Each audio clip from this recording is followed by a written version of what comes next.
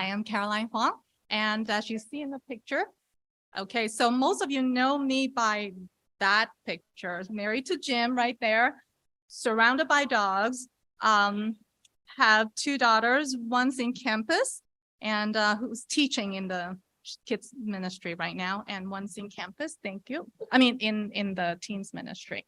But today I would like to, for those who have known me a little longer, Patty, that I was baptized, I became a Christian in campus ministry.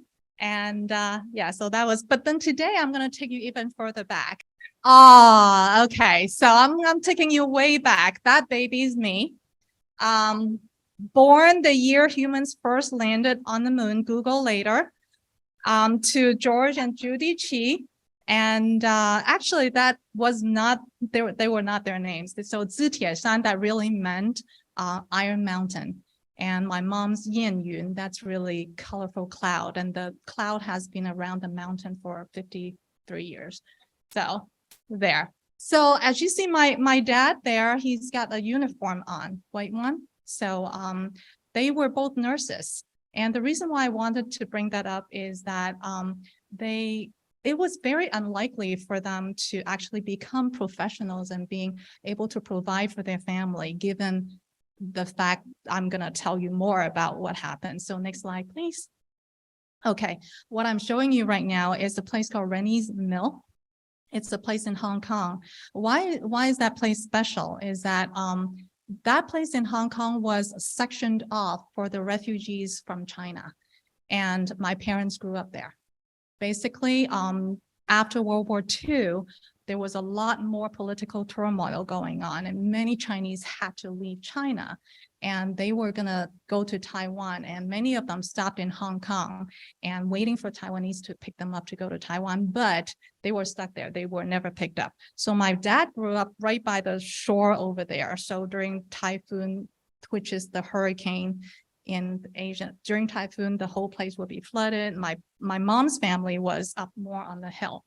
And so it's really interesting because that refugee camp or village was made up of people from different parts of China. So basically you walk out, you go down the street, you have different people speaking different dialects.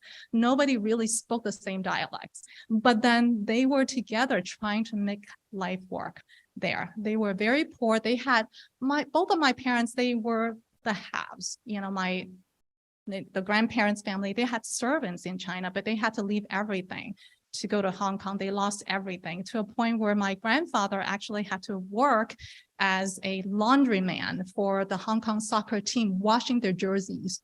So that's, you know, and then my mom would tell us that, oh yeah, when your grandmother bought me a pair of shoes, a pair of white canvas shoes, she had to put 3 fingers behind the heel.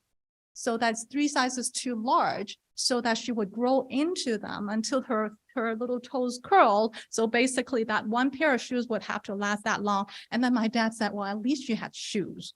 So that was really the condition they were living and growing up.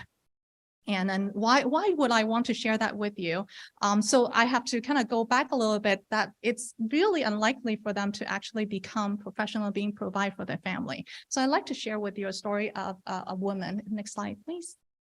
Okay, this is Annie Skau, a Norwegian woman, graduated as a nurse, and in response to God's calling, she went to China and she learned the entire Bible in Chinese and shared Jesus there. Next slide, please. So if you see, so she was in Shanxi, and do you see the woman in the lower right-hand corner there with a little accordion? So those were the people that she was sharing Jesus with way back in the 50s. Next slide, please. I want to bring up, do you see how tall she is there? Okay, she's actually 6'2". So 6'2" here, that's considered tall already. So imagine in China. So she really stood out. But she learned, and she would wear her Chinese outfit, and she would speak to others in Chinese. She learned Chinese and she spread the gospel there. Next slide, please. So how did that connect? So as late 40s or early 50s, so the missionaries were basically, they were being chased out of China. So basically she had to leave. Instead of going back to Norway, she's like, besides me, there are other refugees that were chased out of it too, right? So she went with the refugees, and guess where she went? Hong Kong.